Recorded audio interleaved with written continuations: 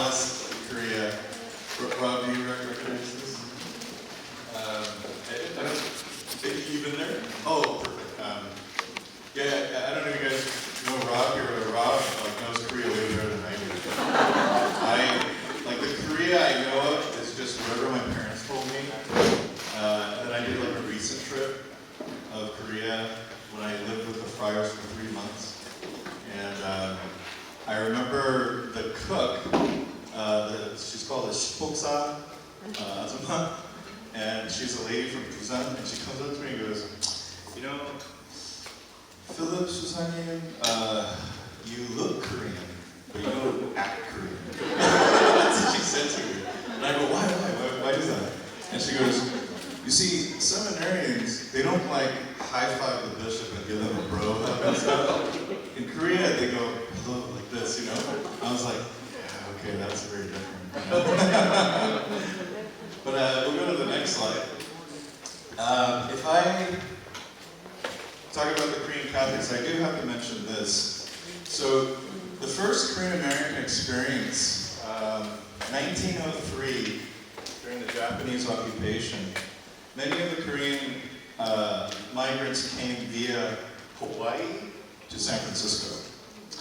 And Hawaii has its own history too. Like in 1895, there were the pineapple farmers, the plantation farmers. But that's a history itself.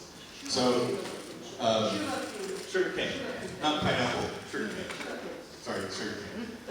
Another mistake, Nick corrected me. When the first baptisms happened with Iga, they went to Beijing, not Macau. Beijing was the capital of, even during the transition of the Ming Dynasty to the Qing Dynasty. So it was Beijing. But sugarcane, plantation. So they came via that, San Francisco. Now here's the funny thing. In the United States in 1903, there was a Chinese Exclusion Act, right? But it included in that clause all other Asian groups too. The only reason why the Korean migrants were able to come was because they were Protestants. They came as Methodist migrants with their Buksanyans, with their ministers. So this portrait of a Methodist minister, Chan Ho Min, and his wife Molly, one of the earliest pictures we have. But a lot of them came to San Francisco, and there's this huge Methodist history of San Francisco that goes back to 1915. We'll go to the next slide. So, I mentioned that. We'll go to the next slide. Now, I know our parents here know who this is, right? Gosanan Chamo Sansenyu is a very famous person in Korea. He was part of that migration that came to San Francisco because of the Japanese occupation. He came to the United States to have Korea recognized as a sovereign nation. Because at that time, occupied Korea and occupied Manchuria was just considered Japan. So, Gosanan Chamo Sansenyu came, and his name is actually in Koreatown, right? It's that street. Yeah. And also, there's a statue of him in Riverside. The Riverside community, I found out, they're migrants from the San Francisco community. So you'll meet Koreans like in Riverside who are like 5th generation. It's so crazy. They don't speak. I don't know if I'm correct or not, but Dosan Anchamo came to the orange picking field. Anchamo came to the riverside to pick oranges first. And then, so they created Korean school. They're teaching the Korean Hangul to the kids and also go to the Methodist church. And then moved to San Francisco afterwards. That's what I did. But I did wrong. No, I think you're right. I think San Francisco was more of a checkpoint to come in, because he developed both communities, San Francisco and Riverside. I forgot what the name of that community was, but his concern was, okay, if I'm going to live in America, our fellow Korean citizens who are now expats, they need to learn how to be civilized and to learn and to know their roots. So he was a very good community leader. So, I'm learning all this for the first time. I think it's so fascinating. Now, we'll go to the next slide. His 3 kids, one became an actor. His name is Philip. Cool name, right? So Philip Ahn, when my parents were dating in LA, they went to a restaurant and they met Philip Ahn, just randomly, like it was in 1975. And my dad told me that, Philip Ahn, he's such a young bun, it's so funny. The young bun, that word, it has like a double connotation. It could mean like nobleman, or it could mean like, oh, he's so arrogant, But when my dad said he's a young bun, he means he's a nobleman, He's so well educated, so proper. His brother here, that's his sister. His sister entered the Navy, I believe. His brother, also Navy, he helped, well, I think he passed away just recently, but he was very helpful in the formation of the LA Korean American community. And Lucy's sister, Stella, was part of that sort of Korean American historical culture. And I remember she invited me a couple of times to come to celebrate. We're at the city of Riverside actually gave our organization a plan. So we're planning on So we're planning on building a memorial hall community center in honor of. Awesome. When is that happening? I mean, they got the land, I think during COVID. During COVID? And then, yeah, so they got we have 2 different options. But we had Korean politicians come and see everything. Oh, awesome. Yeah. Yeah, let's all go. So you meant in Riverside, right? You're talking about Riverside City. Yeah, we're planning on building a medium one.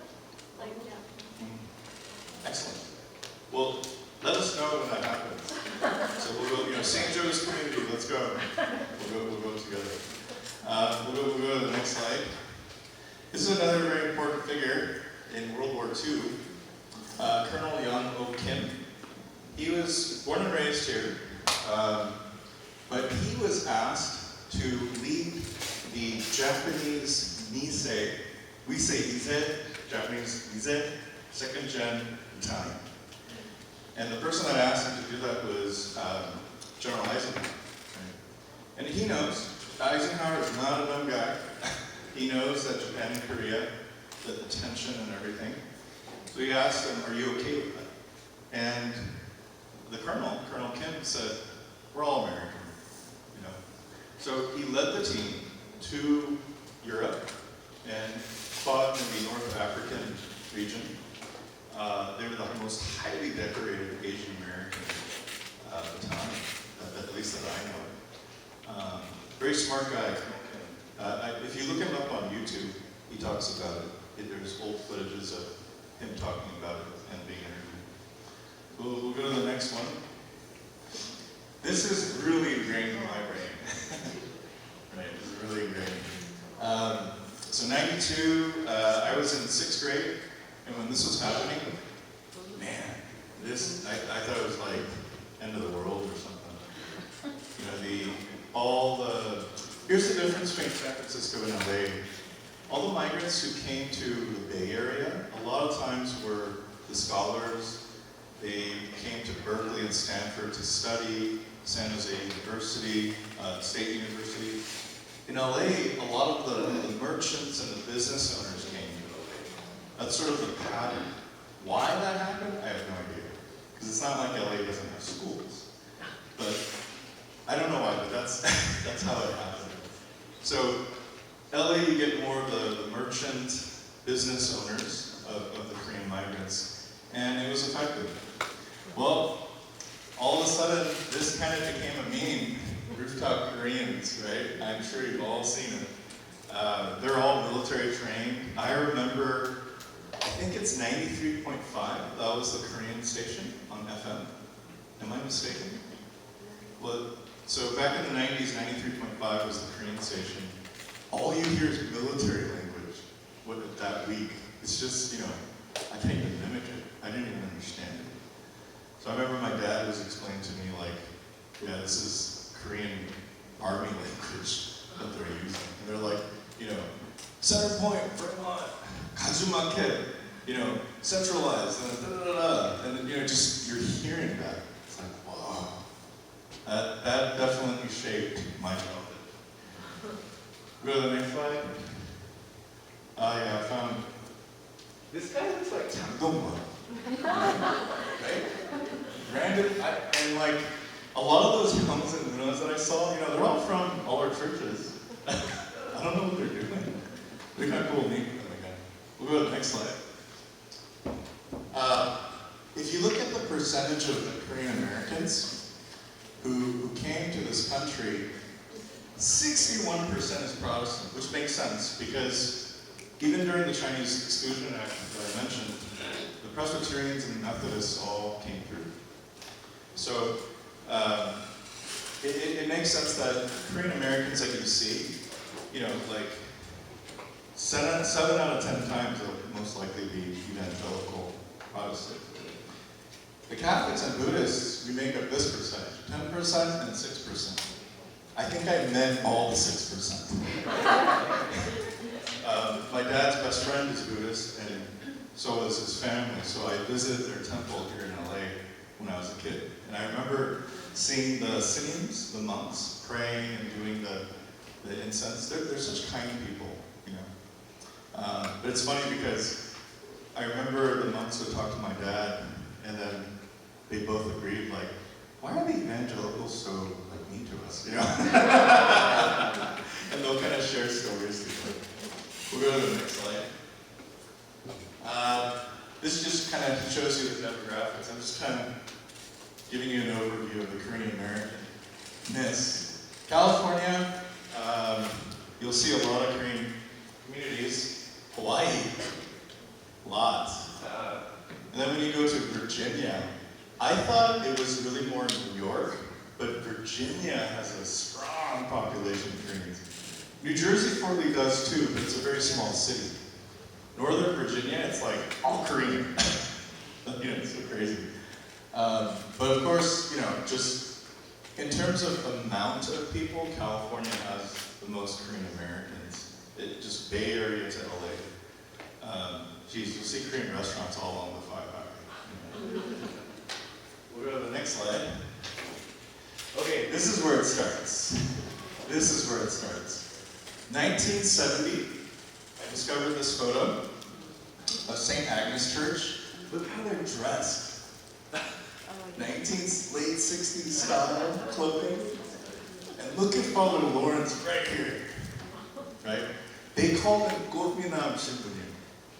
Because he was so handsome. Right? These are all the parishioners here. This is a Marinal sister right here. She's Irish-American from Boston, New York, East Coast. Worked in Korea for like 30 years. Saw everything, right? Came back and they set up a convent in Monrovia. Heard about this community and came and helped out this community. She spoke fluent Korean. They requested that they need a community priest here. Well, so before I get into that, how it all started, let's see, we'll go to the next slide. Okay, so that's the guy, right? Father Lawrence Lee, Lee Jong-sun Shibunim. He is from North Korea, Pyongyang. He has 대단한 성깔, like scary man. Like if you ask any of the 어르신들, the elderly, and I remember I jokingly said he has a legendary anger, right? And they all started laughing because he kind of does, He's North Korean. So. They requested that they need a community priest here. Well, so before I get into that, how it all started, let's see, we'll go to the next slide. Okay, so that's the guy, right? Father Lawrence Lee, Lee Jong-sun Shibunim. He is from North Korea, Pyongyang. He has this is where it gets so interesting. We'll go to the next slide. So this is, as far as I know, unless someone proves me wrong, 1965, first Korean-American Catholic wedding. As far as I know, unless someone on TV will go, no, there's someone else. But these two, Mr. and Mrs. Che, became my Sunday school teachers at St. Thomas. But they're originally from Agnes. So they met Father Lawrence, and this is how the story goes. Father Lawrence was sent to UCLA to study architecture. The intention was not to set up a Korean mission community. That's not even on their mind. He came to study, and when he went to, so he's studying at UCLA, living at St. Agnes, there was a group of Korean foreign exchange students at USC, and that happens to be Mr. Che and Mrs. Che. If you were studying in those days, that means your family has some money, right? Because in '65, that's impossible, getting on a plane, let alone riding a boat across the country. So he met these students, and they kept requesting, can we do Mass? And these 6 students became 10 people, became 50 people, became 100 people. Next thing he knows, can we go back up to that slide again? One more. So, this is 70, but by 65, 66, 67, 500 people are coming out from the LA region.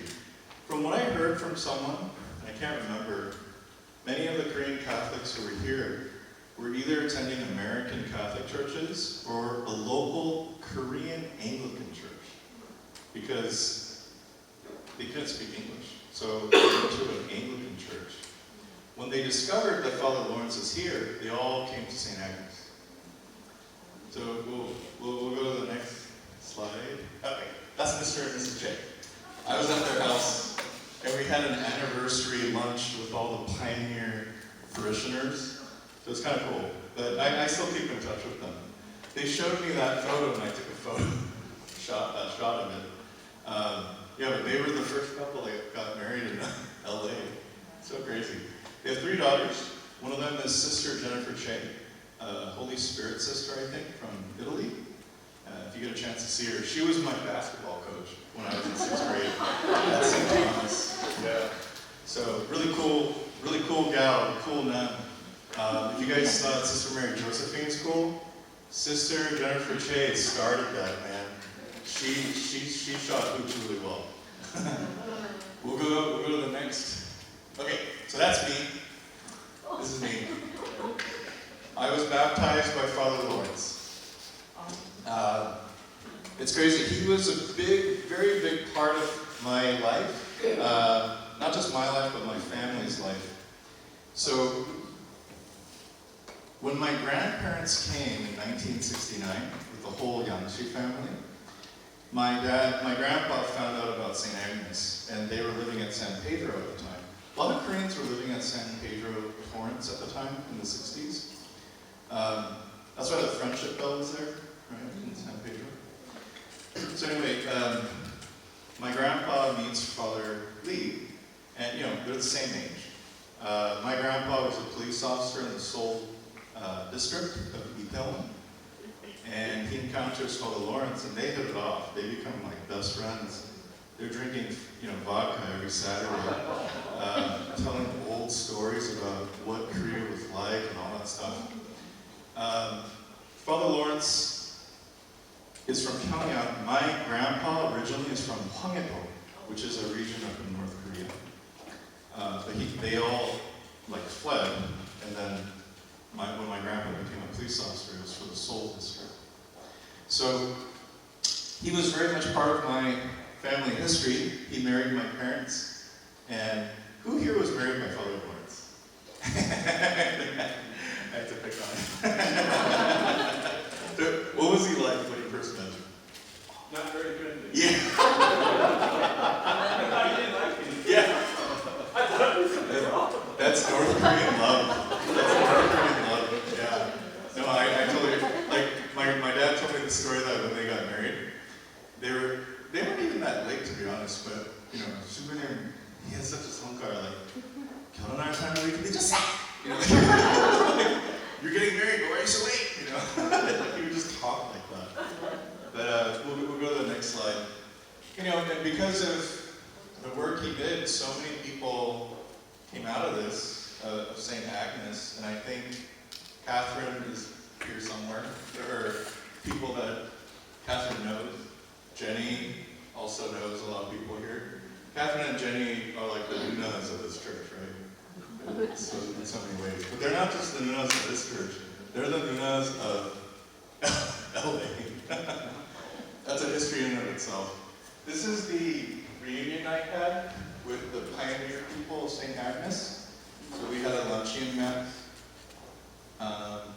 But I showed them this picture too, and they're like, yeah, that's my son over there, and that's my daughter over there. You know, it's so crazy. We'll go to the next slide.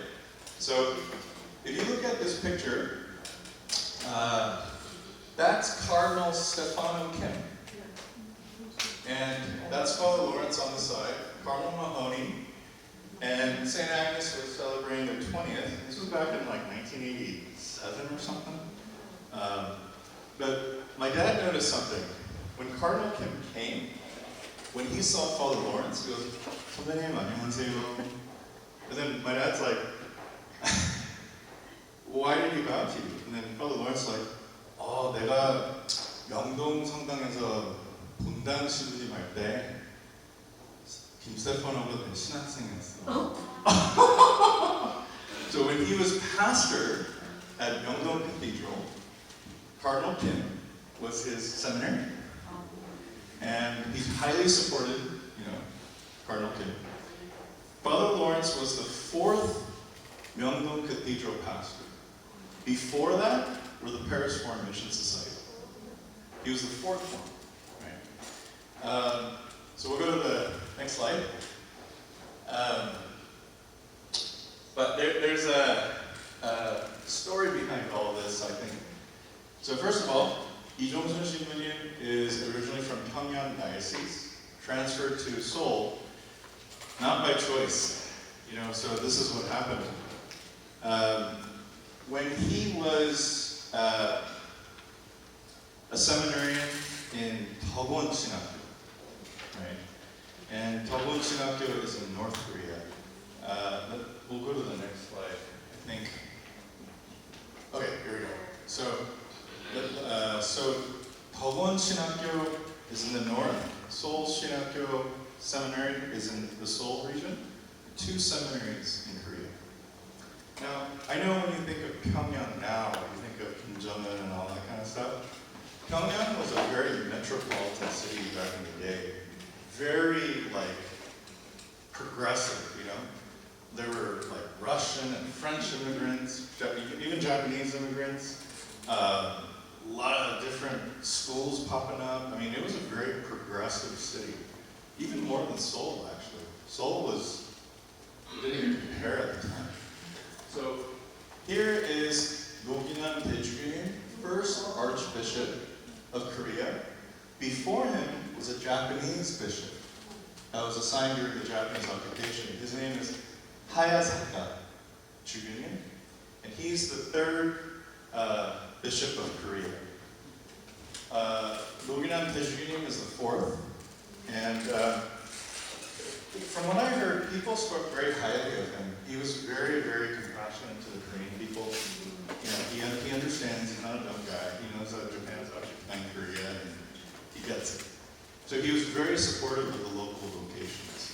And one of those vocations was this guy. He was very supportive of him. So, Noginam Daejugim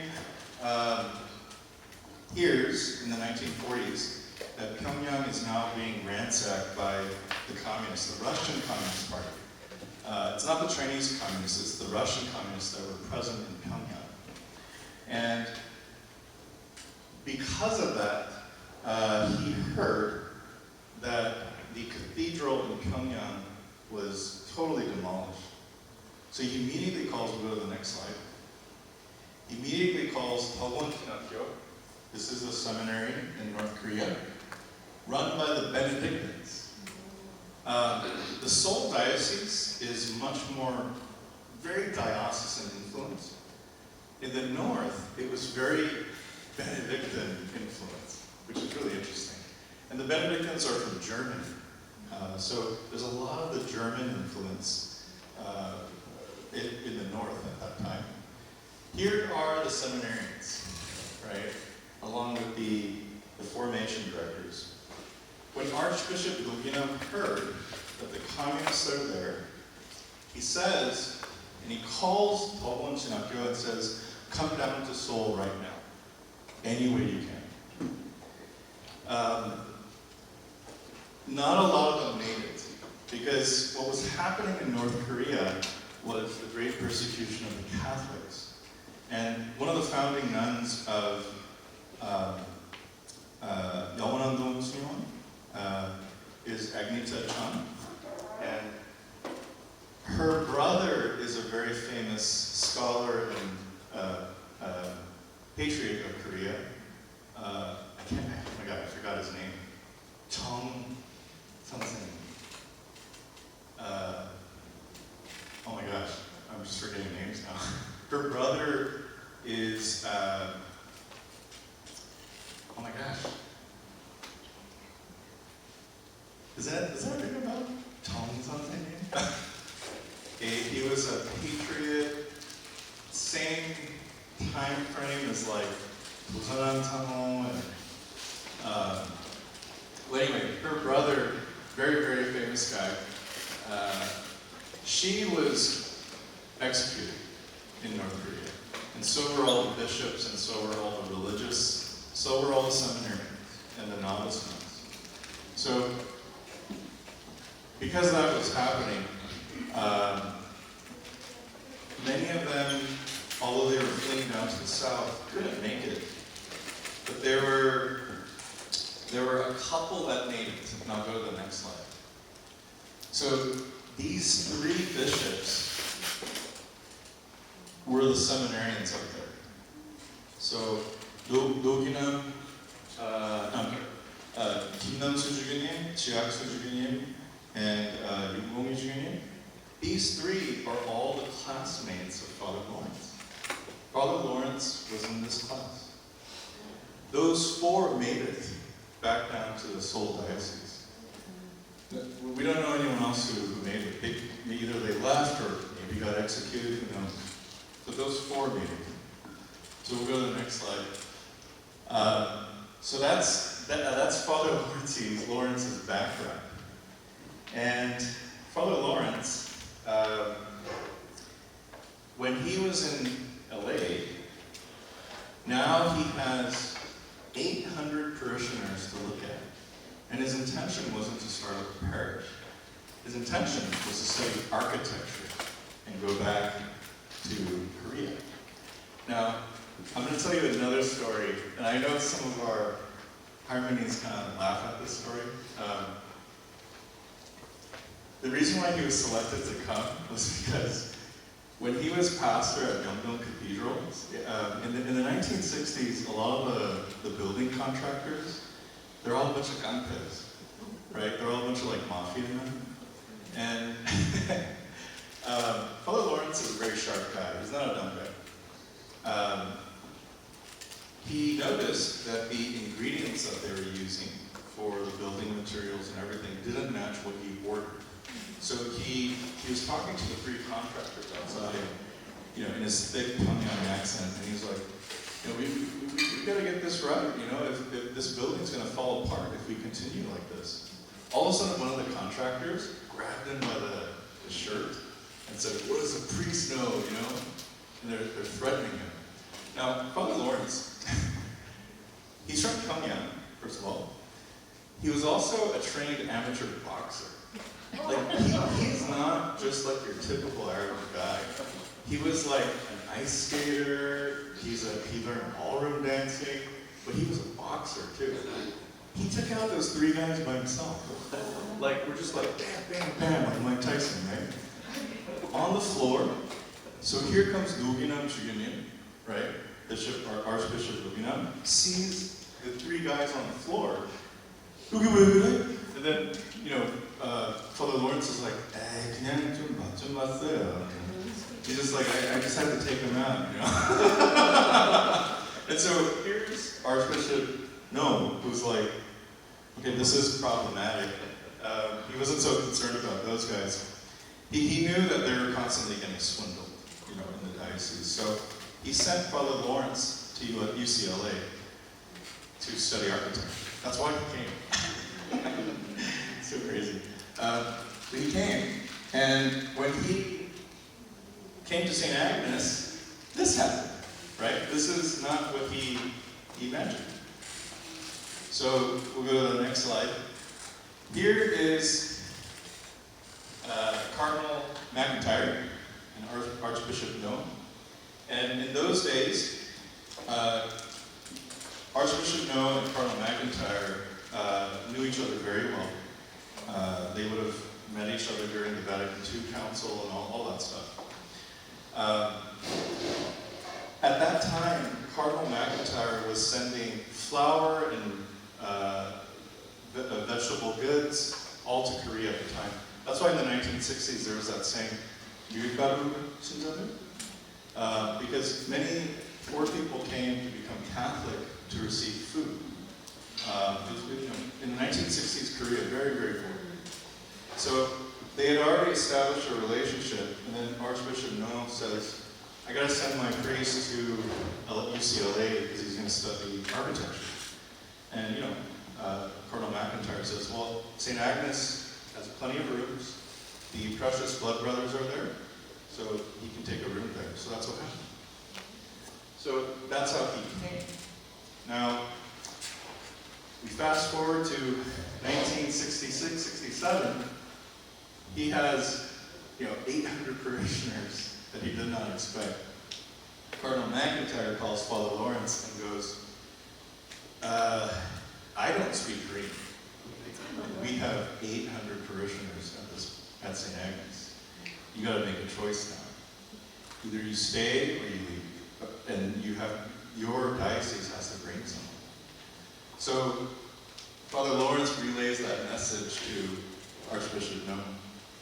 And Cardinal McIntyre says, I'll give you 9 days. You pray the novena and you got to decide, right? And so Father Lawrence, 9 days, he takes it seriously. Because at first he told Cardinal McIntyre, I have no plans to stay here. I got to go back to Korea and become the diocese's architect. As you know, his 3 classmates became the new bishops, right?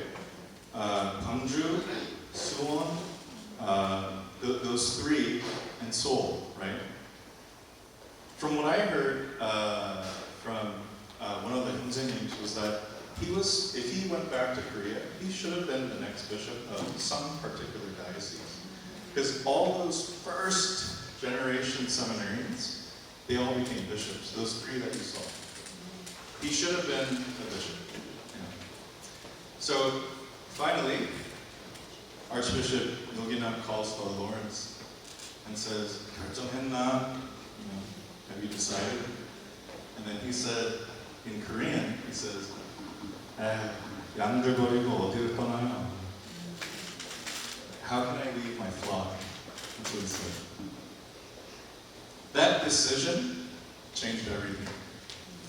So, because of that decision, because he decided to do that, and if we go to the next slide, there's a newspaper that came out in '96. It says, 미주 한인카톨릭의 New York already knew about this, San Francisco already knew about this. Father Lawrence was also very aware of what was happening in San Francisco. He had already heard that the communities were happening on the East Coast. But his plan was already, we need to send priests over, right? So he already knows that. If he said no to all that, I have no idea what would happen. I have no idea. Because when Father Lawrence was at St. Agnes, all the visiting Shibunims who came through LA, because you got to fly into LA first, especially in the 1980s, there were no connect flights, Chicago directly to Korea. The Anamum always came into LAX, right? Maybe San Francisco. They would first bow to him, inza to him, and then move on, right? And so he was that center contact.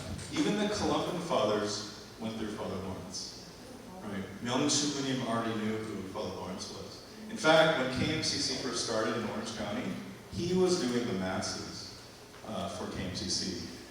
When Father Myeong came, you know, he invited the Columbians to KMCC Orange County, take it. So he was trying to get other Korean priests set up because churches were now, communities were getting so big. St. Agnes at one point had like 3,000 people. It was too much. So then Gregory happens, Seongsang, Bashir, I mean, the list goes on. And St. Thomas happened in Anaheim because he invited Father, well now Bishop Chang, to come and take over St. Thomas as the first priest, first pastor. So Father Lawrence, as angry and legendary anger temper that he had a heart of gold. And one story I have is Mr. Eddie, who is a parishioner at St. Thomas, but he's originally from St. Agnes.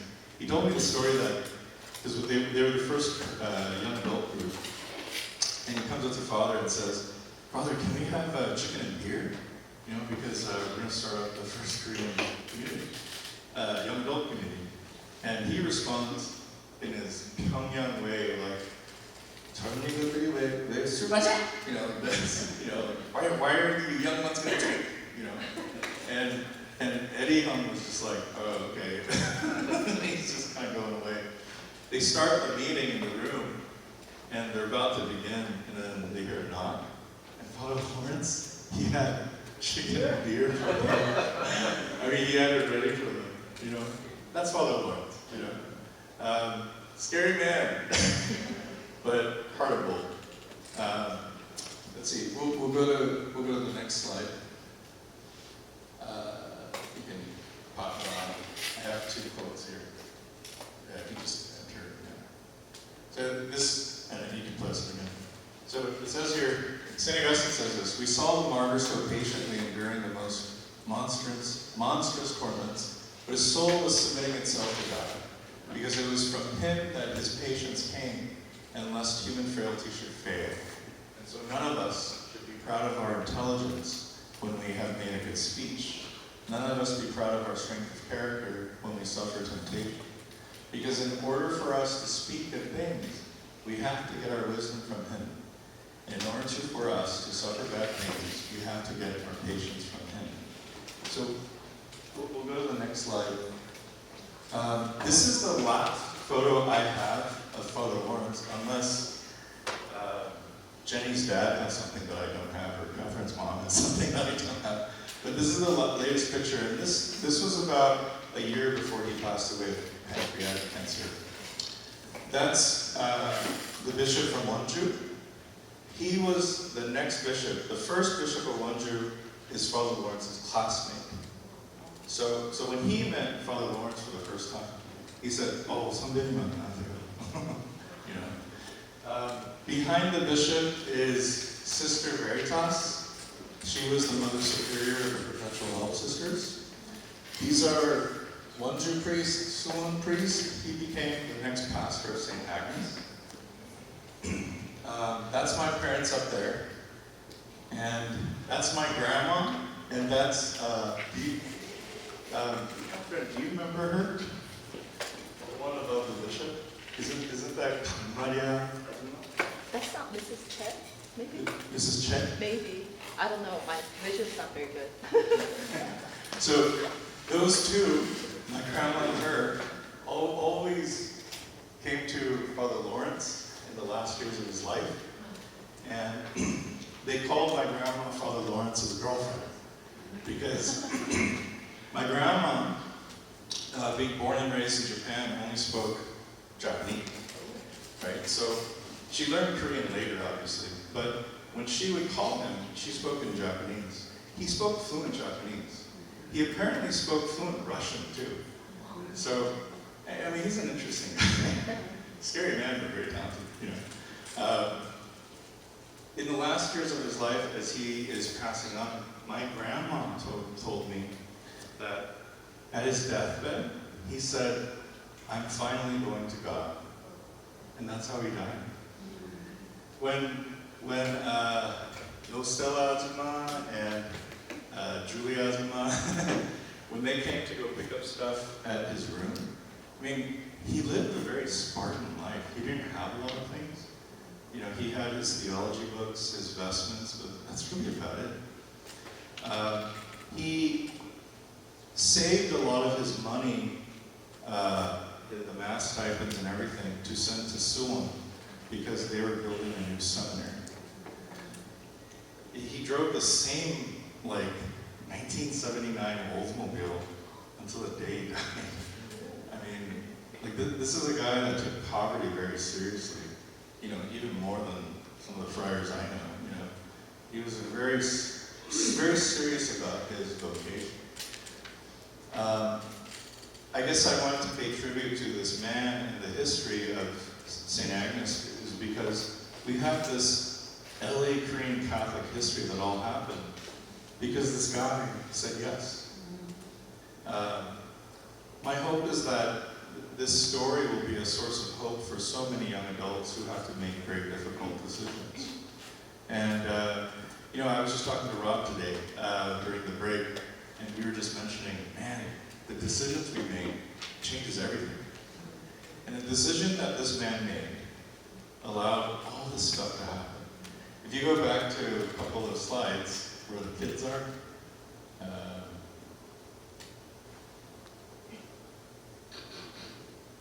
yeah. I mean, this happened because the priest said yes. Catherine, do you remember all of the students here? Yeah, my siblings are in there. Okay. Are you there too? No, I got first communion in Korea. Oh, you did? Okay. Jenny, are you from there? I can't see that far. No, they're younger group, younger than us. They're younger than you? Yeah. Got it. Oh, okay. Maybe older than you. Thank you. No, I'm serious because these pictures are from 1960s. That one actually is.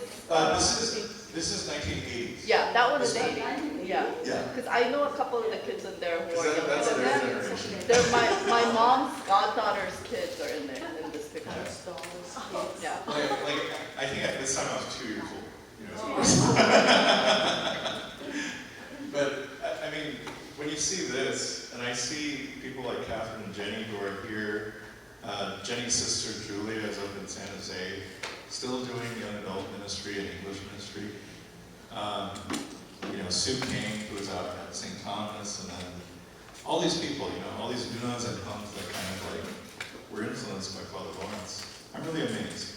I don't know if I would be here if Father Lawrence didn't say yes. I hope whatever our young adults decide to do in their discernment, I hope this is empowering for them.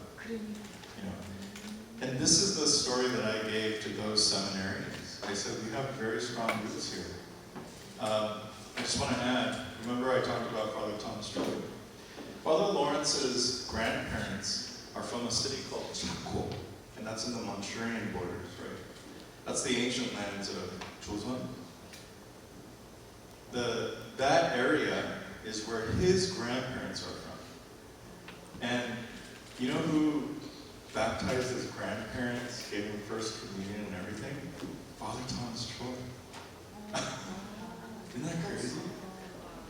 His roots are related to Father Thomas Troy, who evangelized the Korean Peninsula. That's the crazy part. So again, the yes that you say, it's going to affect a lot of people. So thank you.